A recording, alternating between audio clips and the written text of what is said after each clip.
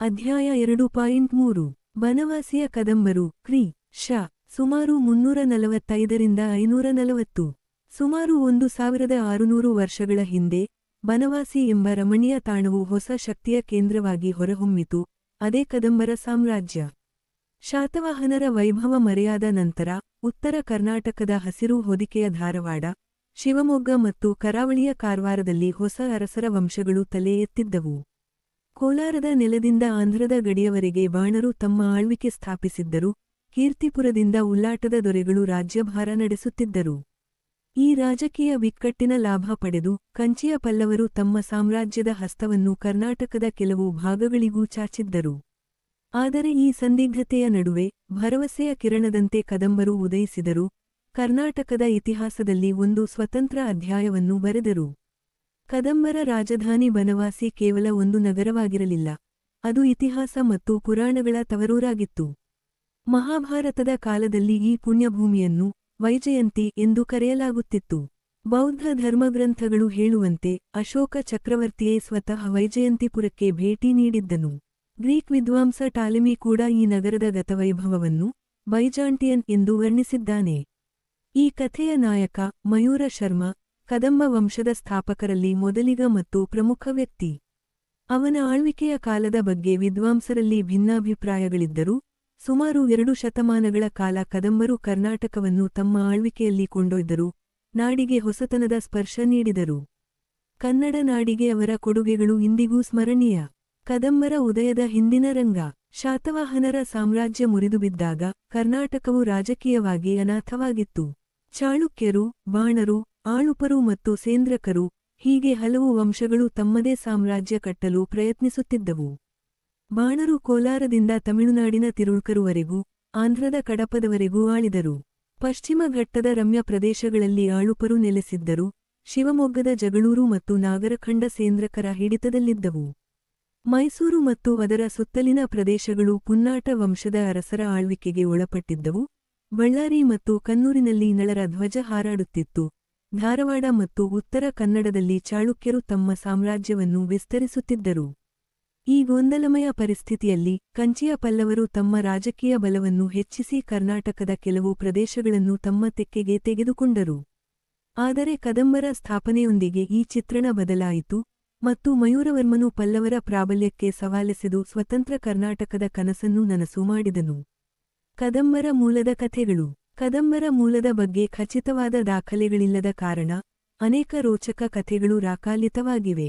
ಅವುಗಳಲ್ಲಿ ಕೆಲವು ಹೀಗಿವೆ. ನಕ್ಷತ್ರ ಚಿಹ್ನೆ. ಪುರಾಣಗಳ ಪ್ರಕಾರ ಶಿವನು ತ್ರಿಪುರಾಸುರನನ್ನು ಸೋಲಿಸಿದಾಗ ಅವನ ಬೆವರಿನ ಹನಿಯು ಕದಂಬ ವೃಕ್ಷದ ಮೇಲೆ ಬಿತ್ತು. ಆ ಹನಿಯಿಂದ ತ್ರಿಲೋಚನ ಕದಂಬ ಅಥವಾ ಮುಕ್ಕಣ್ಣ ಜನಿಸಿದನು ಮತ್ತು ಆತನ ಮಗನೇ ನಮ್ಮ ಕಥೆಯ ನಾಯಕ ಮಯೂರ ಶರ್ಮ.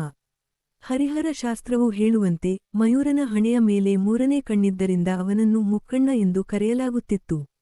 ನಕ್ಷತ್ರ ಚಿಹ್ನೆ. ಮತ್ತೊಂದು ಕಥೆಯ ಪ್ರಕಾರ ಅಶ್ವತ್ಥಾಮನು ಕೈಲಾಸಕ್ಕೆ ಹೋದಾಗ ನಂದಿಯು ಶಿವನ ಪಾದಗಳಿಗೆ ಕದಂಬ ಹೂಗಳನ್ನು ಅರ್ಪಿಸುತ್ತಿದ್ದನು. 2 ಹೂಗಳು ಕೆಳಗೆ ಬಿದ್ದಾಗ ನಂದಿಯು ಅವುಗಳನ್ನು ಮತ್ತೆ ಅರ್ಪಿಸಿದನು. ಶಿವನಿಗೆ ಆ ಭಕ್ತಿ ಮೆಚ್ಚುಗೆಯಾಯಿತು ಮತ್ತು ನಂದಿರಾಜನಿಗೆ ಕೀರ್ತಿವರ್ಮ ಮತ್ತು ಆಯತವರ್ಮ ಎಂಬ 2 ಪುತ್ರರು ಜನಿಸಿದರು. ಇವರೇ ಮುಂದೆ ಕದಂಬ ವಂಶವನ್ನು ಸ್ಥಾಪಿಸಿದರು.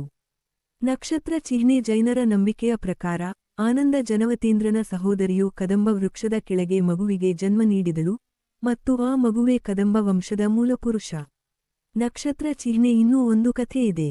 ಪರಶುರಾಮನು ಸೃಷ್ಟಿಸಿದನೆಂದು ಹೇಳಲಾದ ಸಹ್ಯಾದ್ರಿ ಬೆಟ್ಟಗಳ ತಪ್ಪಲಿನಲ್ಲಿ ಶಿವ ಮತ್ತು ಪಾರ್ವತಿಯರ ಮಿಲನದಿಂದ ಕದಂಬ ವೃಕ್ಷದ ಕೆಳಗೆ ಜನಿಸಿದ ವ್ಯಕ್ತಿಯು ಕದಂಬ ವಂಶದ ಮೊದಲ ಅರಸ. ನಕ್ಷತ್ರ ಚಿಹ್ನೆ. ಹಾನಗಲ್ನ ಕದಂಬರ ಶಾಸನವೊಂದು ವಿಭಿನ್ನ ಕಥೆಯನ್ನು ಹೇಳುತ್ತದೆ. ಅದರ ಪ್ರಕಾರ ಮಯೂರ ಶರ್ಮನು ಹಿಮಾಲಯದಿಂದ ಬಂದನು ಮತ್ತು ಅಹಿಛತ್ರದಿಂದ 18 ಬ್ರಾಹ್ಮಣ ಕುಟುಂಬಗಳನ್ನು ಕರೆತಂದು ಕುಂತಳದಲ್ಲಿ ನೆಲೆಸುವಂತೆ ಮಾಡಿದನು. ಆದರೆ ತಾಳಗುಂದದ ಶಾಸನವು ಕದಂಬರ ಬಗ್ಗೆ ಒಂದು ವಿಭಿನ್ನ ಚಿತ್ರಣ ನೀಡುತ್ತದೆ. ಅದರ ಪ್ರಕಾರ ಕದಂಬರು ಮಾನವ್ಯ ಗೋತ್ರಕ್ಕೆ ಸೇರಿದ ಹಾರತಿ ಪುತ್ರ ಎಂಬ ಸನಾತನ ಬ್ರಾಹ್ಮಣ ಕುಟುಂಬದವರು. ಅವರು ಪಶ್ಚಿಮ ಕರಾವಳಿ ಪ್ರದೇಶದಲ್ಲಿ ನೆಲೆಸಿದ್ದರು ಮತ್ತು ಅವರ ಮನೆಯ ಮುಂದೆ ಬೆಳೆದಿದ್ದ ಕದಂಬ ವೃಕ್ಷದಿಂದ ಅವರಿಗೆ ಆ ಹೆಸರು ಬಂದಿತು. ಮಳವಳ್ಳಿಯಲ್ಲಿ ದೊರೆತ ಶಾಸನವು ಈ ವಂಶದ ಮೂಲಪುರುಷನನ್ನು ದ್ವಿಜೋತ್ತಮ ಎಂದು ಕರೆಯುತ್ತದೆ. ಈ ಎಲ್ಲ ಅಂಶಗಳು ಸೂಚಿಸುವಂತೆ ಕದಂಬರು ಆರಂಭದಲ್ಲಿ ಬ್ರಾಹ್ಮಣರಾಗಿದ್ದರು. ಆದರೆ ಈ ವಂಶದ ಸ್ಥಾಪಕ ಮಯೂರ ಶರ್ಮನು ಕಂಚಿಯಲ್ಲಿ ಪಲ್ಲವರಿಂದ ಅವಮಾನಿತನಾದಾಗ ತನ್ನ ಬ್ರಾಹ್ಮಣತ್ವವನ್ನು ತ್ಯಜಿಸಿ ಕ್ಷಾತ್ರ ಧರ್ಮವನ್ನು ಸ್ವೀಕರಿಸಿದನು ಮತ್ತು ಮಯೂರವರ್ಮನೆಂದು ಪ್ರಸಿದ್ಧನಾದನು. ಅವನು ಬಲಿಷ್ಠ ಸೈನ್ಯವನ್ನು ಕಟ್ಟಿ ಕರ್ನಾಟಕದಿಂದ ಪಲ್ಲವರನ್ನು ಓಡಿಸಿದನು ಮತ್ತು ಸ್ವತಂತ್ರ ಕದಂಬ ರಾಜ್ಯವನ್ನು ಸ್ಥಾಪಿಸಿದನು. ಮಯೂರನ ನಂತರದ ಕದಂಬ ಅರಸರು ತಮ್ಮ ಹೆಸರಿನ ಮುಂದೆ ವರ್ಮ ಎಂದು ಸೇರಿಸಿಕೊಂಡರು. ಅವರ ಮೂಲದ ಬಗ್ಗೆ ಏನೇ ಭಿನ್ನಾಭಿಪ್ರಾಯಗಳಿದ್ದರೂ ಅವರ ಶಾಸನಗಳು ಅವರು ಕನ್ನಡದ ನೆಲದವರೆಂದು ಸ್ಪಷ್ಟವಾಗಿ ಹೇಳುತ್ತವೆ. ಮಯೂರಶರ್ಮ ಅಥವಾ ಮಯೂರವರ್ಮ ಕ್ರಿ. ಶ. ಸುಮಾರು 345 360 ಸಿಂಹಾಸನದ ಏರಿಕೆ. ಕದಂಬ ವಂಶದ ಮೊದಲ ಅರಸನಾದ ಮಯೂರವರ್ಮನ ಕಥೆ ರೋಚಕವಾಗಿದೆ. ಅವನ ತಂದೆ ಬಂಧುಷೇಣ, ತಾತ ವೀರಶರ್ಮ ಇವರೆಲ್ಲ ಮೂಲತಃ ಬ್ರಾಹ್ಮಣರು. ಬಂಧುಷೇಣನು ಯುದ್ಧ ಕಲೆಗಳಲ್ಲಿ ನಿಪುಣನಾಗಿದ್ದನು ಮತ್ತು ವೀರವರ್ಮ ಹಾಗೂ ಬಂಧುಷೇಣರ ಮಾರ್ಗದರ್ಶನದಲ್ಲಿ ಮಯೂರ ಶರ್ಮನು ಎಲ್ಲಾ ಜ್ಞಾನ ಮತ್ತು ಕಲೆಗಳನ್ನು ಕರಗತ ಮಾಡಿಕೊಂಡನು. ಹೆಚ್ಚಿನ ಅಧ್ಯಯನಕ್ಕಾಗಿ ಮಯೂರನು ತನ್ನ ತಾತ ಮತ್ತು ಗುರು ವೀರಶರ್ಮನೊಂದಿಗೆ ಪಲ್ಲವರ ರಾಜಧಾನಿ ಮತ್ತು ಪ್ರಮುಖ ವಿದ್ಯಾಕೇಂದ್ರವಾಗಿದ್ದ ಕಂಚಿಗೆ ಪ್ರಯಾಣ ಬೆಳೆಸಿದನು. ಕಂಚಿಯಲ್ಲಿ ಮಯೂರ ಶರ್ಮನು ಅಧ್ಯಯನದಲ್ಲಿ ಮಗ್ನನಾಗಿದ್ದನು.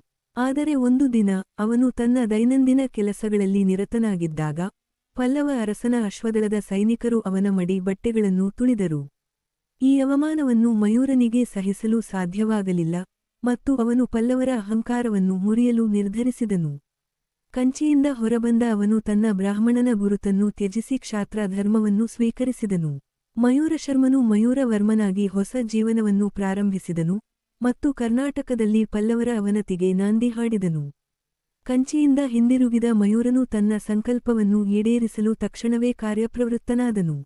ಅವನು ಅನೇಕ ಧೈರ್ಯಶಾಲಿ ಯೋಧರನ್ನು ಒಟ್ಟುಗೂಡಿಸಿದನು, ಅವರಿಗೆ ಗೆರಿಲ್ಲಾ ಯುದ್ಧ, ಕುಸ್ತಿ ಮತ್ತು ಇತರ ಯುದ್ಧ ಕಲೆಗಳಲ್ಲಿ ತರಬೇತಿ ನೀಡಿದನು. ಶಸ್ತ್ರಾಸ್ತ್ರಗಳನ್ನು ಸಂಗ್ರಹಿಸಿದನು. ಇಂದಿನ ಶ್ರೀಶೈಲವೆಂದು ಕರೆಯಲ್ಪಡುವ ಶ್ರೀಪರ್ವತವು ಅವನ ಕಾರ್ಯಕ್ಷೇತ್ರವಾಯಿತು. ಆರಂಭದಲ್ಲಿ ಸುತ್ತಮುತ್ತಲಿನ ಸಣ್ಣಪುಟ್ಟ ಅರಸರನ್ನು ಸೋಲಿಸಿದನು, ನಂತರ ಪಲ್ಲವರ ಗಡಿ ಕಾವಲು ಪಡೆಗಳನ್ನು ಸೋಲಿಸಿ ಓಡಿಸಿದನು. ಬೃಹತಬಾಣರನ್ನು ಸೋಲಿಸಿ ಸ್ವಲ್ಪ ಹಿನ್ನಡೆ ಅನುಭವಿಸಿದರೂ ಅವನು ತನ್ನ ಹೋರಾಟವನ್ನು ಮುಂದುವರೆಸಿದನು. ಆರಂಭದಲ್ಲಿ ಮಯೂರನನ್ನು ಗಂಭೀರವಾಗಿ ಪರಿಗಣಿಸದ ಪಲ್ಲವರು ಕೆಲವೇ ವರ್ಷಗಳಲ್ಲಿ ಅವನು ಪ್ರಬಲನಾಗುತ್ತಿರುವುದನ್ನು ಕಂಡು ಅಸಹಾಯಕರಾದರು.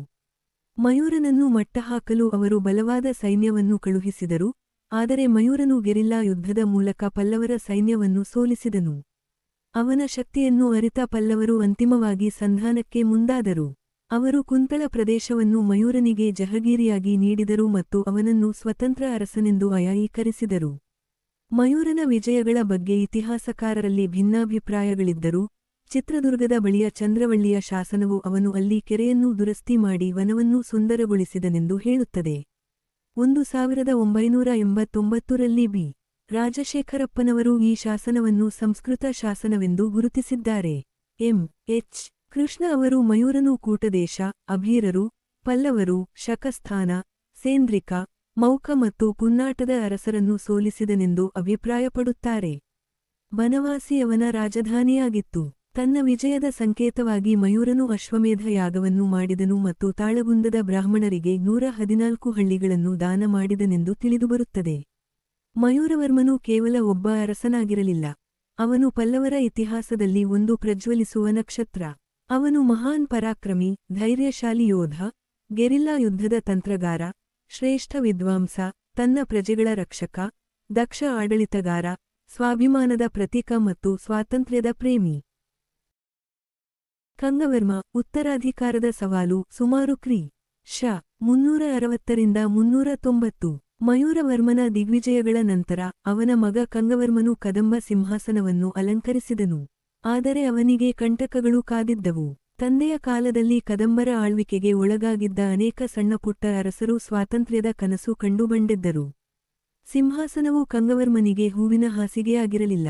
ಅದು ಕತ್ತಿ ಮತ್ತು ಗುರಾಣಿಗಳ ಸವಾಲಾಗಿತ್ತು.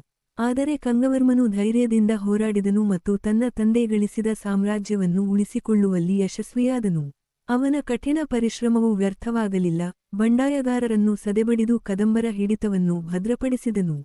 ಆದರೆ ವಿಧಿಯಾಟ ಬೇರೆಯೇ ಇತ್ತು. ವಾಕಾಟಕ ವಂಶದ ಪ್ರಬಲ ಅರಸ ವಿಂಧ್ಯಶೇಷಣನು ಕಂಗವರ್ಮನ ಮೇಲೆ ದಂಡೆತ್ತಿ ಬಂದನು ಮತ್ತು ಅವನನ್ನು ಸೋಲಿಸಿ ಕುಂತಳ ಪ್ರದೇಶವನ್ನು ತನ್ನ ವಶಕ್ಕೆ ತೆಗೆದುಕೊಂಡನು.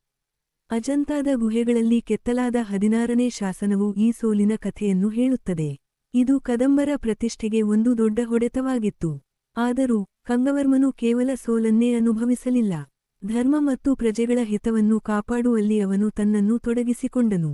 ಅವನಿಗೆ ಧರ್ಮ ಮಹಾರಾಜಾಧಿರಾಜ ಎಂಬ ಬಿರುದು ಇತ್ತು, ಅದು ಅವನ ನ್ಯಾಯಪರ ಆಳ್ವಿಕೆಯ ಸಾಕ್ಷಿಯಾಗಿತ್ತು. ಭಗೀರಥ ವರ್ಮ ಕಳೆದುದನ್ನು ಮರಳಿ ಪಡೆಯುವ ಹಂಬಲ ಸುಮಾರು ಕ್ರಿ. ಶ. 390ರಿಂದ 425. ಕಂಗವರ್ಮನ ನಂತರ ಅವನ ಮಗ ಭಗೀರಥ ವರ್ಮನು ಅಧಿಕಾರಕ್ಕೆ ಬಂದನು. ಹೆಸರೇ ಸೂಚಿಸುವಂತೆ ಅವನು ತನ್ನ ಪೂರ್ವಜರ ಕೀರ್ತಿಯನ್ನು ಹೆಚ್ಚಿಸಲು ಪಣತೊಟ್ಟಿದ್ದನು.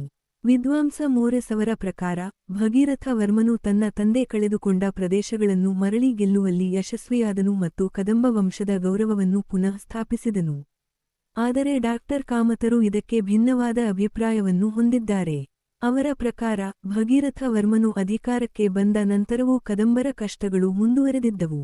ಇತಿಹಾಸದ ಈ ತಿರುವು ಆಸಕ್ತಿದಾಯಕವಾಗಿದೆ, ಏಕೆಂದರೆ ಮುಂಬೈನ ಸೇಂಟ್ ಝೇವಿಯರ್ ಕಾಲೇಜಿನ ವಸ್ತು ಸಂಗ್ರಹಾಲಯದಲ್ಲಿ ದೊರೆತ ಒಂದು ನಾಣ್ಯದ ಮೇಲೆ ಶ್ರೀ ಮತ್ತು ಭಗಿ ಎಂದು ಬರೆದ ಅಕ್ಷರಗಳಿವೆ. ಈ ನಾಣ್ಯವು ಭಗೀರಥ ವರ್ಮನದ್ದಾಗಿರಬಹುದು ಎಂದು ನಂಬಲಾಗಿದೆ. ಇದು ಅವನ ಅಸ್ತಿತ್ವಕ್ಕೆ ಒಂದು ಸಣ್ಣ ಆದರೆ ಮಹತ್ವದ ಸಾಕ್ಷಿಯಾಗಿದೆ. ಭಗೀರಥ ವರ್ಮನಿಗೆ ರಘುವರ್ಮ ಮತ್ತು ಕಾಕುಸ್ಥವರ್ಮ ಎಂಬ ಇಬ್ಬರು ಗಂಡು ಮಕ್ಕಳಿದ್ದರು. ಅವರಲ್ಲಿ ಒಬ್ಬನು ಮುಂದೆ ಕದಂಬ ಇತಿಹಾಸದಲ್ಲಿ ತನ್ನದೇ ಆದ ಛಾಪನ್ನು ಮೂಡಿಸಲಿದ್ದನು. ರಘುವರ್ಮ ಹೋರಾಟ ಮತ್ತು ತ್ಯಾಗ ಸುಮಾರು ಕ್ರಿ. ಶ. 425. ಭಗೀರಥ ವರ್ಮನ ಮರಣದ ನಂತರ ಅವನ ಹಿರಿಯ ಮಗ ರಘುವರ್ಮನು ಕದಂಬ ಸಿಂಹಾಸನವನ್ನು ಏರಿದನು. ಅಲ್ಪಕಾಲ ಆಳ್ವಿಕೆ ನಡೆಸಿದರೂ ಅವನು ಸುತ್ತಮುತ್ತಲಿನ ಸಣ್ಣಪುಟ್ಟ ಪಾಳೆಯಗಾರರ ಮೇಲೆ ವಿಜಯಗಳನ್ನು ಸಾಧಿಸಿದನು. ಆದರೆ ಅವನ ಆಳ್ವಿಕೆಯು ದುರಂತ ಅಂತ್ಯವನ್ನು ಕಂಡಿತು. ಪಲ್ಲವರೊಂದಿಗೆ ಹೋರಾಡುವಾಗ ರಘುವರ್ಮನು ವೀರಮರಣವನ್ನು ಅಪ್ಪಿದನು. ಅವನಿಗೆ ಯಾವುದೇ ಮಕ್ಕಳಿಲ್ಲದ ಕಾರಣ ಕದಂಬ ಸಿಂಹಾಸನವು ಅವನ ಸಹೋದರ ಕಾಕುಸ್ಥವರ್ಮನಿಗೆ ಒಲಿಯಿತು. ರಘುವರ್ಮನ ಹೋರಾಟ ಮತ್ತು ತ್ಯಾಗವು ಕದಂಬ ವಂಶದ ಉಳಿವಿಗಾಗಿ ಅವನು ನೀಡಿದ ಕೊಡುಗೆಯನ್ನು ಸಾರುತ್ತದೆ. ಕಾಕುಸ್ಥವರ್ಮ ಕದಂಬ ಕುಲದ ಶಿರೋಮಣಿ ಕ್ರಿ. ಶ. 425ರಿಂದ 450. ಕಾಕುಸ್ಥವರ್ಮನು ಭಗೀರಥವರ್ಮನ ಮಗ ಮತ್ತು ತನ್ನ ಸಹೋದರ ರಘುವರ್ಮನ ಉತ್ತರಾಧಿಕಾರಿಯಾಗಿದ್ದನು. ಕದಂಬ ವಂಶದಲ್ಲಿ ಮಯೂರವರ್ಮನ ನಂತರ ಅವನ ಸ್ಥಾನವನ್ನು ಬಹಳ ಮಹತ್ವದ್ದೆಂದು ಪರಿಗಣಿಸಲಾಗಿದೆ. ತಾಳಗುಂದದ ಶಾಸನವು ಕಾಕುಸ್ಥವರ್ಮನ ಜೀವನದ ಮೇಲೆ ಹೆಚ್ಚಿನ ಬೆಳಕನ್ನು ಚೆಲ್ಲುತ್ತದೆ. ಅವನನ್ನು ಕದಂಬಕುಲ ಶಿರೋಮಣಿ ಮತ್ತು ಕೀರ್ತಿಸೂರ್ಯ ಎಂದು ವಿಜೃಂಭಿಸಲಾಗಿದೆ. ತನ್ನ ಅಣ್ಣ ರಘುವರ್ಮನ ಆಳ್ವಿಕೆಯಲ್ಲಿ ಯುವರಾಜನಾಗಿದ್ದಾಗ ಕಾಕುಸ್ಥವರ್ಮನು ಅನೇಕ ಯುದ್ಧಗಳಲ್ಲಿ ಭಾಗವಹಿಸಿದ್ದನು ಮತ್ತು ಆಡಳಿತದ ಬಗ್ಗೆ ಅಪಾರ ಅನುಭವವನ್ನು ಗಳಿಸಿದ್ದನು. ಒಮ್ಮೆ ಅವನು ಪ್ರಾಣಾಪಾಯದಲ್ಲಿದ್ದಾಗ ಶ್ರುತಕೀರ್ತಿ ಎಂಬ ನಿಷ್ಠಾವಂತ ಪ್ರಧಾನ ಮಂತ್ರಿಯು ಅವನ ಪ್ರಾಣವನ್ನು ಉಳಿಸಿದನು. ಈ ಓವನ್ನು ಮೆಚ್ಚಿದ ಕಾಕುಸ್ಥವರ್ಮನು ತನ್ನ ಪ್ರಧಾನ ಮಂತ್ರಿ ಶ್ರುತಿಕೀರ್ತಿಗೆ ಖೇಟ ಗ್ರಾಮದ ಭೂಮಿಗಳನ್ನು ಉಡುಗೊರೆಯಾಗಿ ನೀಡಿದನು. ಇದು ಅವನ ಕೃತಜ್ಞತೆ ಮತ್ತು ನಿಷ್ಠೆಗೆ ಸಾಕ್ಷಿಯಾಗಿದೆ. ಕಾಕುಸ್ಥವರ್ಮನು ಕೇವಲ ಒಬ್ಬ ವೀರಯೋಧನಾಗಿರಲಿಲ್ಲ, ಅವನು ಒಬ್ಬ ಬುದ್ಧಿವಂತ ರಾಜತಾಂತ್ರಿಕನೂ ಆಗಿದ್ದನು. ಸಮಕಾಲೀನ ಪ್ರಬಲ ರಾಜ್ಯಗಳ ಅರಸರೊಂದಿಗೆ ವೈವಾಹಿಕ ಸಂಬಂಧಗಳನ್ನು ಏರ್ಪಡಿಸುವ ಮೂಲಕ ಅವನು ತನ್ನ ಸ್ಥಾನವನ್ನು ಭದ್ರಪಡಿಸಿಕೊಂಡನು. ವಾಕಾಟಕರು, ಗುಪ್ತರು, ಗಂಗರು ಮತ್ತು ಆಳುಪ ವಂಶಗಳೊಂದಿಗೆ ಮದುವೆ ಸಂಬಂಧಗಳನ್ನು ಬೆಳೆಸಿ ಅವನು ತನ್ನ ಸಾಮ್ರಾಜ್ಯಕ್ಕೆ ಒಂದು ಬಲವಾದ ಅಡಿಪಾಯವನ್ನು ಹಾಕಿದನು. ಅವನು ಮುತ್ಸದ್ದಿ, ಜ್ಞಾನಿ, ದಯಾಳು ಮತ್ತು ತನ್ನ ಪ್ರಜೆಗಳ ಬಗ್ಗೆ ಕಾಳಜಿ ಹೊಂದಿದ್ದನು. ತಾಳಗುಂದ ಶಾಸನದ ಪ್ರಕಾರ ಅವನು ಪ್ರಣವೇಶ್ವರನ ಆರಾಧಕನಾಗಿದ್ದನು. ಅವನ ಆಳ್ವಿಕೆಯಲ್ಲಿ ಕದಂಬ ರಾಜ್ಯವು ತನ್ನ ವೈಭವದ ಉತ್ತುಂಗವನ್ನು ತಲುಪಿತು ಮತ್ತು ಅವನು ಧರ್ಮರಾಜ ಹಾಗೂ ಧರ್ಮಮಹಾರಾಜ ಎಂಬ ಬಿರುದುಗಳನ್ನು ಹೊಂದಿದ್ದನು. ತನ್ನ ಜೀವನದ ಕೊನೆಯಲ್ಲಿ ಕಾಕುಸ್ಥವರ್ಮನು ತನ್ನ ಹಿರಿಯ ಮಗ ಶಾಂತಿವರ್ಮನಿಗೆ ಆಡಳಿತದ ಜವಾಬ್ದಾರಿಯನ್ನು ಹಸ್ತಾಂತರಿಸಿದನು. ಕುಮಾರವರ್ಮ ಮತ್ತು ಕೃಷ್ಣವರ್ಮ ಅವನ ಕಿರಿಯ ಮಕ್ಕಳಾಗಿದ್ದರು. ಶಾಂತಿವರ್ಮನು ಅಲ್ಪಕಾಲ ಆಳ್ವಿಕೆ ನಡೆಸಿದ ನಂತರ ಕಾಕುಸ್ಥವರ್ಮನು ಮರಣ ಹೊಂದಿದನು. ನಂತರ ಕಾಕುಸ್ಥವರ್ಮನು ತನ್ನ ಮೊಮ್ಮಗ ಮೈನ ನಟಕಟ್ಟೆಗೆ ಸ್ವತಃ ತಾನೇ ಆಡಳಿತದ ಸೂತ್ರಗಳನ್ನು ನಿರ್ವಹಿಸಿದನು. ಮೃಗೇಶವರ್ಮ ಆಂತರಿಕ ಕ್ರಾಂತಿ ಮತ್ತು ಹೊರಗಿನ ಸವಾಲುಗಳು ಕ್ರಿ. ಶ. 477ರಿಂದ 490. ಶಾಂತಿವರ್ಮನ ಉತ್ತರಾಧಿಕಾರಿಯಾಗಿ ಮೃಗೇಶವರ್ಮನು ಕದಂಬ ಸಿಂಹಾಸನವನ್ನೇರಿದಾಗ ಸಾಮ್ರಾಜ್ಯವು ಆಂತರಿಕ ಕಲಹಗಳಿಂದ ತತ್ತರಿಸುತ್ತಿತ್ತು. ವೈಜಯಂತಿಯನ್ನು ರಾಜಧಾನಿಯನ್ನಾಗಿ ಮಾಡಿಕೊಂಡು ಅವನು ತನ್ನ ಆಡಳಿತವನ್ನು ಭದ್ರಪಡಿಸುವಲ್ಲಿ ನಿರತನಾದನು. ಶಾಸನಗಳು ಅವನ ಅಸಾಧಾರಣ ಶೌರ್ಯವನ್ನು ಕೊಂಡಾಡುತ್ತವೆ. ಅವನು ಕೈಕೇಯಿ ವಂಶದ ರಾಜಕುಮಾರಿ ಪ್ರಭಾವತಿಯನ್ನು ವಿವಾಹವಾದನು, ಇದು ಅವನ ರಾಜಕೀಯ ಸಂಬಂಧಗಳನ್ನು ಬಲಪಡಿಸಿತು. ಮೃಗೇಶವರ್ಮನು ಕೇವಲ ಆಂತರಿಕ ಸಮಸ್ಯೆಗಳನ್ನಷ್ಟೇ ಎದುರಿಸಲಿಲ್ಲ, ಹೊರಗಿನಿಂದಲೂ ಸವಾಲುಗಳು ಎದುರಾಗಿದ್ದವು. ಶಾಸನಗಳ ಪ್ರಕಾರ ಅವನು ಪಲ್ಲವರು ಮತ್ತು ಗಂಗರ ಮೇಲೆ ದಿಗ್ವಿಜಯ ಸಾಧಿಸಿದನು. ಕಂಚಿಯ ಪಲ್ಲವ ಸಾರ್ವಭೌಮ ಮೂರನೆಯ ಸ್ಕಂದವರ್ಮನೆ ಅವನಿಂದ ಸೋಲನ್ನು ಅನುಭವಿಸಿದನು. ಗಂಗರ ಅರಸ ವಿಷ್ಣುಗೋಪನು ಕೂಡ ಮೃಗೇಶನಿಗೆ ಶರಣಾಗತನಾಗಬೇಕಾಯಿತು. ಆದರೆ ಮೃಗೇಶನು ಕೇವಲ ಒಬ್ಬ ಯೋಧನಾಗಿರಲಿಲ್ಲ. ಅವನು ವಿದ್ವಾಂಸರನ್ನು ಪ್ರೋತ್ಸಾಹಿಸಿದನು ಮತ್ತು ಎಲ್ಲಾ ಧರ್ಮಗಳನ್ನು ಸಮಾನವಾಗಿ ಕಂಡನು. ಹಲಸಿಯಲ್ಲಿ ಅವನು ಒಂದು ಸುಂದರವಾದ ಜಿನಾಲಯವನ್ನು ನಿರ್ಮಿಸಿದನು ಮತ್ತು ಅದರ ನಿರ್ವಹಣೆಗಾಗಿ ಭೂಮಿಯನ್ನು ದಾನ ಮಾಡಿದನು. ಇದು ಅವನ ಉದಾರತೆ ಮತ್ತು ಧಾರ್ಮಿಕ ಸಹಿಷ್ಣುತೆಯನ್ನು ಎತ್ತಿ ತೋರಿಸುತ್ತದೆ. ರವಿವರ್ಮ ಅಧಿಕಾರದ ಹೋರಾಟ ಮತ್ತು ಸಾಮ್ರಾಜ್ಯದ ವಿಸ್ತರಣೆ ಕ್ರಿ. ಶ. 495 519. ಮೃಗೇಶವರ್ಮನ ಮರಣದ ನಂತರ ಅವನ ರಾಣಿ ಪ್ರಭಾವತಿ ದೇವಿಯ ಮಗ ರವಿವರ್ಮನು ಅಧಿಕಾರಕ್ಕೆ ಬಂದನು. ಆದರೆ ಅವನು ಚಿಕ್ಕವಯಸ್ಕನಾಗಿದ್ದರಿಂದ ಉಚ್ಚಂಗಿ ಕದಂಬ ಶಾಖೆಯ ಅರಸ ಮಾಂಧಾತ್ಮವರ್ಮನು ರವಿವರ್ಮನ ಸಿಂಹಾಸನವನ್ನು ಕಸಿದುಕೊಳ್ಳಲು ಪ್ರಯತ್ನಿಸಿದನು. ಅದೃಷ್ಟವಶಾತ್ ಮಾಂಧಾತ್ಮವರ್ಮನು ಅಕಾಲಿಕವಾಗಿ ಮರಣ ಹೊಂದಿದನು ಮತ್ತು ರವಿವರ್ಮನು ನಿರಾಳನಾದನು.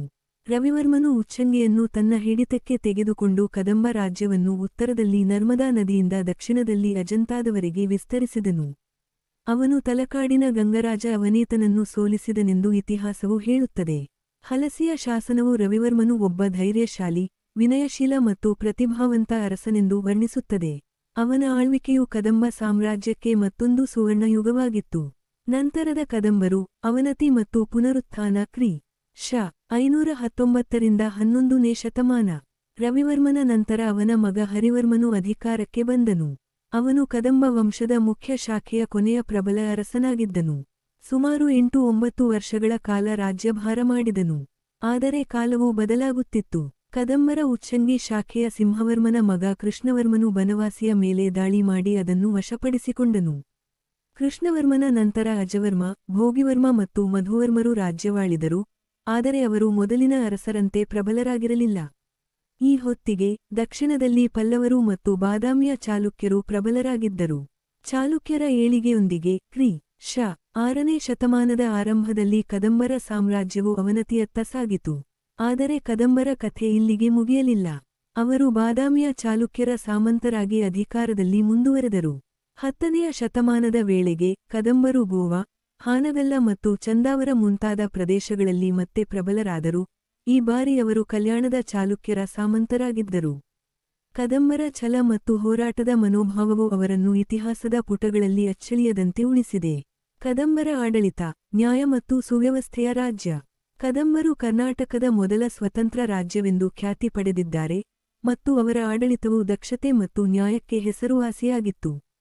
ಅವರು ಮೌರ್ಯರು ಮತ್ತು ಶಾತವಾಹನರ ರಾಜಪ್ರಭುತ್ವ ಪದ್ಧತಿಯನ್ನು ಮುಂದುವರೆಸಿದರು, ಪ್ರಾಚೀನ ಧರ್ಮಶಾಸ್ತ್ರಗಳ ಮಾರ್ಗದರ್ಶನದಲ್ಲಿ ಆಡಳಿತ ನಡೆಸಿದರು. ಆದಿ ಕದಂಬರು ಮೊದಲು ಬ್ರಾಹ್ಮಣರಾಗಿದ್ದರು, ನಂತರ ಅವರು ಕ್ಷಾತ್ರ ವೃತ್ತಿಯನ್ನು ಸ್ವೀಕರಿಸಿದರು, ಆದರೆ ಆಡಳಿತದಲ್ಲಿ ವೈದಿಕ ಸಂಪ್ರದಾಯಗಳನ್ನು ಮುಂದುವರೆಸಿದರು. ರಾಜನು ರಾಜ್ಯದ ಅತ್ಯುನ್ನತ ವ್ಯಕ್ತಿಯಾಗಿದ್ದನು. ಅವನಿಗೆ ರಾಜ್ಯದ ರಕ್ಷಣೆ, ವಿಸ್ತರಣೆ, ಪ್ರಜೆಗಳ ಹಕ್ಕು, ಧರ್ಮ ಮತ್ತು ನ್ಯಾಯವನ್ನು ಕಾಪಾಡುವುದು, ಕಲೆ ಮತ್ತು ಸಾಹಿತ್ಯವನ್ನು ಪ್ರೋತ್ಸಾಹಿಸುವುದು ಮುಖ್ಯ ಕರ್ತವ್ಯಗಳಾಗಿದ್ದವು. ಅವನು ನಿರಂಕುಶನಾಗಿರದೆ ಪ್ರಜೆಗಳ ಹಿತಚಿಂತಕನಾಗಿದ್ದನು ಮತ್ತು ಧರ್ಮರಾಜ ಹಾಗೂ ಧರ್ಮ ಮಹಾರಾಜ ಎಂಬ ಬಿರುದುಗಳನ್ನು ಹೊಂದಿದ್ದನು. ರಾಜನಿಗೆ ಆಡಳಿತದಲ್ಲಿ ಸಹಾಯ ಮಾಡಲು ಅನೇಕ ಅಧಿಕಾರಿಗಳಿದ್ದರು. ಸಾಮಂತರು, ಪುರೋಹಿತರು, ಯುವರಾಜ ಮತ್ತು ಸೈನ್ಯಾಧಿಪತಿಗಳು ಪ್ರಮುಖರಾಗಿದ್ದರು. ಶ್ರುತಕೀರ್ತಿ, ನರವರ ಮತ್ತು ಕೀರ್ತಿವರ ಅವರು ಪ್ರಸಿದ್ಧ ಸೈನ್ಯಾಧಿಕಾರಿಗಳಾಗಿದ್ದರು. ಯುವರಾಜನನ್ನು ಸಾಮಾನ್ಯವಾಗಿ ರಾಜ್ಯಪಾಲನಾಗಿ ನೇಮಿಸಲಾಗುತ್ತಿತ್ತು, ಆದರೆ ಕೆಲವೊಮ್ಮೆ ಅವನು ರಾಜಧಾನಿಯಲ್ಲಿಯೇ ಇದ್ದು ರಾಜನಿಗೆ ಸಹಾಯ ಮಾಡುತ್ತಿದ್ದನು. ರವಿವರ್ಮನ ಕಾಲದಲ್ಲಿ ವೃದ್ಧಮಾತ್ಯ ಮತ್ತು ದೇಶಾಮತ್ಯ ಎಂಬ ಹಿರಿಯ ಮಂತ್ರಿ ಹುದ್ದೆಗಳು ಇದ್ದವು, ಮತ್ತು ನೀಲಕಂಠನು ದೇಶಾಮತ್ಯನಾಗಿದ್ದನು. ಅವರ ಆಳ್ವಿಕೆಯಲ್ಲಿ ದಾಮೋಜಿತ್ತನೆಂಬ ರಹಸ್ಯ ಅಧಿಕಾರಿಯೂ ಇದ್ದನು. ಪ್ರತಿಹಾರಿ ರಾಜನ ಅರಮನೆಯ ರಕ್ಷಣಾಧಿಕಾರಿಯಾಗಿದ್ದನು, ಮತ್ತು ಆಶ್ವಯುಕ್ತನು ಮುಖ್ಯದೂತನಾಗಿದ್ದನು. ಗ್ರಾಮಿ ಭೋಜಕನು ಗ್ರಾಮದ ಮುಖ್ಯಸ್ಥನಾಗಿದ್ದನು, ಮತ್ತು ರಹಸ್ಯಾಧಿಕೃತ ಅಧಿಕಾರಿಗಳು ರಾಜನ ಆಪ್ತ ಕಾರ್ಯದರ್ಶಿಗಳಂತೆ ಕೆಲಸ ಮಾಡುತ್ತಿದ್ದರು.